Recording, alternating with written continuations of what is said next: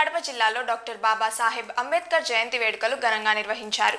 కడప నగరంలోని ఆర్టీసీ కొత్త bus stand circle వద్ద అంబేద్కర్ విగ్రహానికి వైఎస్ఆర్సీపీ నాయకులు నివాళులర్పించారు. ఈ కార్యక్రమంలో మాజీ ఉప ముఖ్యమంత్రి అంజద్ బాషా, మాజీ ఎమ్మెల్యే రవీంద్రనాథ్ రెడ్డి, మాజీ మేయర్ సురేష్ బాబు తదితరులు పాల్గొన్నారు. ఈ సందర్భంగా అంజద్ బాషా మాట్లాడుతూ అంబేద్కర్ గారు రాజ్యాంగం కోసం చేసిన కృషి, త్యాగాలను గుర్తు చేసి ఆయనను కొనియాడారు.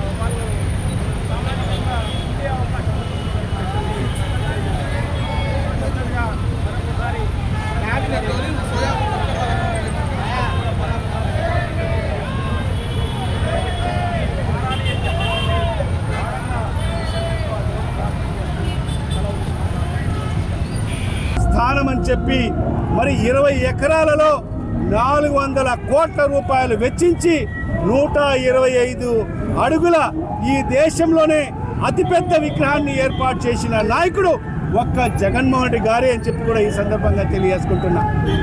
మరి ఆ రకంగా అణగారిన వర్గాలకు పెద్దపీట వేస్తూ మరి అదేవిధంగా డాక్టర్ బాబాసాహెబ్ అంబేద్కర్ గారి ఆశయాలను కొనసాగించే విధంగా మరి ఆనాడు జగన్మోహన్ రెడ్డి గారు అన్ని చర్యలు చేపట్టడం జరిగింది.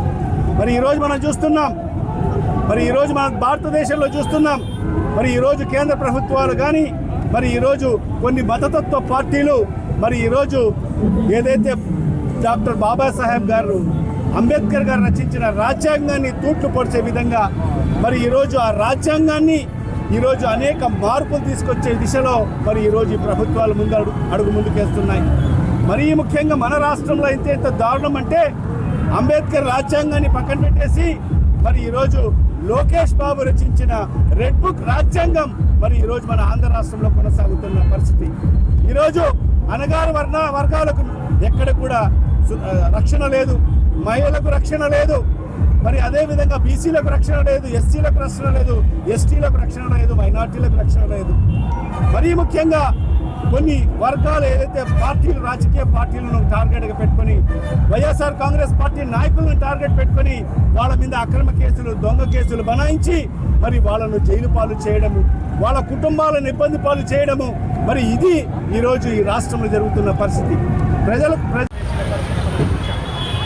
తన మంత్రివర్గంలో మరి 5 మరి మంత్రులుగా అవకాశం ఇవ్వడం జరిగింది. ఏదో మంత్రులే అంటే కేవలం ఏదో ఒక మంత్రి పదవి కాకుండా దళితులకు, ఒక మహిళకు హోంశాఖ మంత్రి ఇచ్చిన ఘనత కూడా జగన్మోహన్ గారు. మరి అదేవిధంగా ఒక డిప్యూటీ సీఎం కూడా మరి నారాయణ స్వామి గారికి మరి ఘనతనికి ఇవ్వడం జరిగింది. మరి అదేవిధంగా ఈరోజు మనం మాట్లాడుకుంటుంటాం, అనేక సందర్భంలో చంద్రబాబు నాయుడు గారు చెప్పారు దళితులు చదువుకోవాలని చెప్పి. మరి అలాంటిది జగన్మోహన్ గారు వచ్చిన తర్వాత మరి అలాంటి చదువుకోరు అన్న ఆ సామాజిక వర్గం నుంచి ఒక విద్యాశాఖ మంత్రికి ఇచ్చిన కాకుండా గతంలో చంద్రబాబు నాయుడు గారి ప్రభుత్వం వచ్చిన తర్వాత మరి అంబేద్కర్ గారి విగ్రహాన్ని 125 అడుగుల విగ్రహాన్ని మేము ఇక్కడ ఈ రాజధానిలో ఏర్పాటు చేస్తామని చెప్పి ఏదో ఒక మారుమూలన ప్రాంతాన్న మరి అక్కడ స్థలం కేటాయించడం జరిగింది. 5 ఏళ్ళ అధికారంలో ఉన్నా కూడా మరి ఎక్కడ కూడా డాక్టర్ బాబాసాహెబ్ అంబేద్కర్ గారి విగ్రహం యొక్క పనులు ఎక్కడ కూడా